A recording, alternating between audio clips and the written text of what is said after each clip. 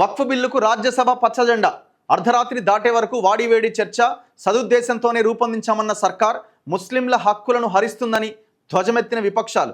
సవరణల వారీగా ఓటింగ్. ఇక రాష్ట్రపతి ముందుకు అయిపోయింది. లోక్సభది అయిపోయింది, మొన్న నిన్న రాజ్యసభది అయిపోయింది. నెక్స్ట్ రాష్ట్రపతి ముందుకు ఆ బిల్లు పోబోతున్నది. అనుకూలంగా 128 మంది ఓటేసితే వ్యతిరేకంగా 95 మంది ఓటేసారు. దేశవ్యాప్తంగా విస్తృత చర్చతో పాటు అధికార విపక్షాల మధ్య తీవ్ర వాగ్వాదాలకు దారితీసిన వక్ఫ్ సవరణ బిల్లు 2025 ఎట్టకేలకు పార్లమెంట్ ఆమోదం పొందింది. రాజ్యసభలో గురువారం అర్ధరాత్రి దాటే వరకు విస్తృతంగా చర్చ జరిగింది. విమర్శలు ప్రతివిమర్శలతో సభ ప్రతిధ్వనించింది. కేంద్ర మైనార్టీ వ్యవహారాల శాఖ మంత్రి కిరణ్ రిజిజు సమాధానం అనంతరం సవరణల వారీగా ఓటింగ్ జరిగింది.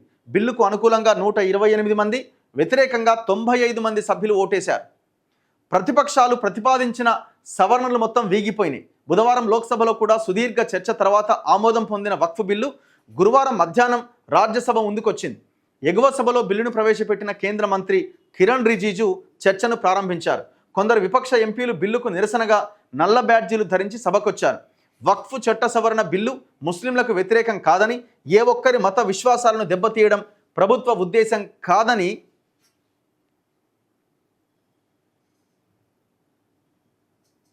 కేంద్ర మంత్రి స్పష్టం చేశారు. సంక్లిష్టతలను తొలగించి పారదర్శకత తీసుకురావడం సహా సాంకేతికతను ప్రవేశపెట్టడం ద్వారా వక్ఫ్ బోర్డు పనితీరు మెరుగుపరచడమే ప్రభుత్వ లక్ష్యం. ఈ బిల్లుకు మతంతో ఎలాంటి సంబంధం లేదు. అన్ని వర్గాలకు చెందిన ముస్లింలను వక్ఫ్ బోర్డులోకి తేబోతున్నట్టు కేంద్ర మంత్రి చెప్పారు.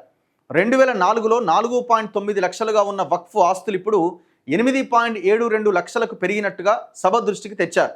గత ప్రభుత్వాలు నెరవేర్చని లక్ష్యాల కోసమే ఈ బిల్లు తెచ్చాం, మద్దతు ఇవ్వాల్సిందిగా విపక్షాలకు విజ్ఞప్తి చేశారు. ముస్లిం హక్కులను హరిస్తుందంటూ ప్రతిపక్షాలు చేస్తున్న ఆరోపణలను రిజిజు తోసిపుచ్చారు. ముస్లింలలోని షియా సున్నీలతో పాటు ఇతర వెనుకబడిన తరగతుల వారు వక్ఫ్ బోర్డు సభ్యులుగా కొనసాగేలా కొత్త నిబంధనలు చేర్చాం. 22 మంది సభ్యులతో ఏర్పడే సెంట్రల్ వక్ఫ్ కౌన్సిల్ కూర్పుపై వ్యక్తమవుతున్న సందేహాలకు సమాధానం ఇచ్చారు.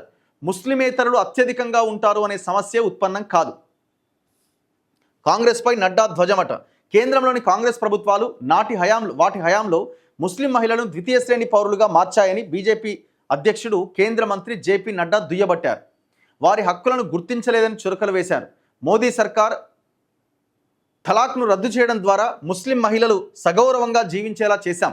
వక్ఫ్ బోర్డుల నిర్వహణలో పారదర్శకతను తీసుకొచ్చే బిల్లును తాను సమర్థిస్తున్నట్టుగా పేర్కొన్నారు. తుర్కియో, మలేషియా, సౌదీ అరేబియా వంటి ముస్లిం దేశాలు ప్రత్యేక చట్టాల ద్వారా వక్ఫ్ ఆస్తులను ప్రభుత్వ నియంత్రణలోకి తీసుకొచ్చి ప్రజలకు ఉపయోగపడేలా చేశాయి.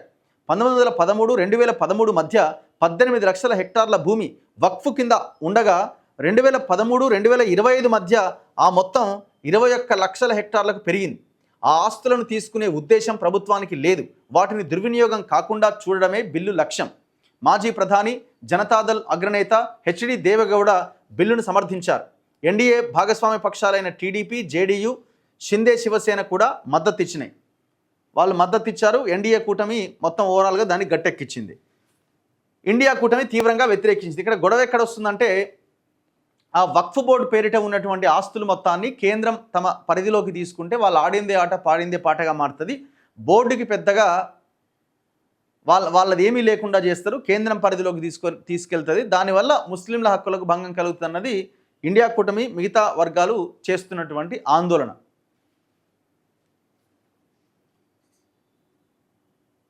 ఇగో తీవ్రంగా వ్యతిరేకించిన ఇండియా కూటమి వక్ఫ్ చట్ట సవరణ బిల్లు రాజ్యాంగానికి వ్యతిరేకమని కాంగ్రెస్ పార్టీ ఆరోపించింది.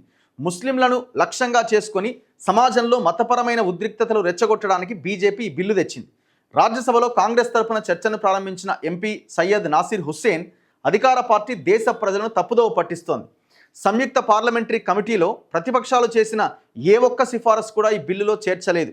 ముస్లింలను ద్వితీయ శ్రేణి పౌరులుగా పరిగణించేలా ఈ బిల్లు ఉన్నది. వక్ఫ్ బిల్లు ద్వారా ముస్లింలలో విభజన బీజాలు నాటేందుకు బీజేపీ ప్రయత్నిస్తోంది. దేశంలో నెలకొన్న మత సామరస్యాన్ని దెబ్బతీయొద్దని ప్రభుత్వానికి విజ్ఞప్తి చేశారు. బిల్లు ఉపసంహరించుకోవాలని కోరారు. బీజేడీ కూడా దీన్ని వ్యతిరేకించింది. బిజు జనతాదళ్, నవీన్ పట్నాయక్ పార్టీ, ఒడిషా పార్టీ బిల్లును వ్యతిరేకిస్తున్నట్టు ప్రకటించిన బిజు జనతాదళ్ పార్టీ ఎంపీలకు విప్ జారీ చేయలేదట. సభ్యులు తమ ఆత్మ ప్రబోధానుసారం ఓటు వేయొచ్చని సూచించిందట. అంటే విప్ జారీ చేస్తే దానికే వేయాల్సి ఉంటుంది చెప్పిన దానికి. కానీ వీళ్ళు మీ ఇష్టం వచ్చిన వాళ్ళకి ఓటేయండి అని చెప్పిందట అదే పార్టీ. అయితే రాజ్యసభలో ఆ పార్టీ ఎంపీ ముజ్బిల్లా ఖాన్ వక్ఫ్ బిల్లును వ్యతిరేకిస్తున్నట్టుగా చెప్పారు. ఇండియా కూటమిలోని కాంగ్రెస్తో పాటు డిఎంకే, ఆమ్ ఆద్మీ పార్టీ, శివసేన, వామపక్షాలు, టీఎంసీ సభ్యులు బిల్లును వ్యతిరేకించాయి. మొత్తానికి ఈ బిల్లు గట్టెక్కించి రాష్ట్రపతికి పంపారు.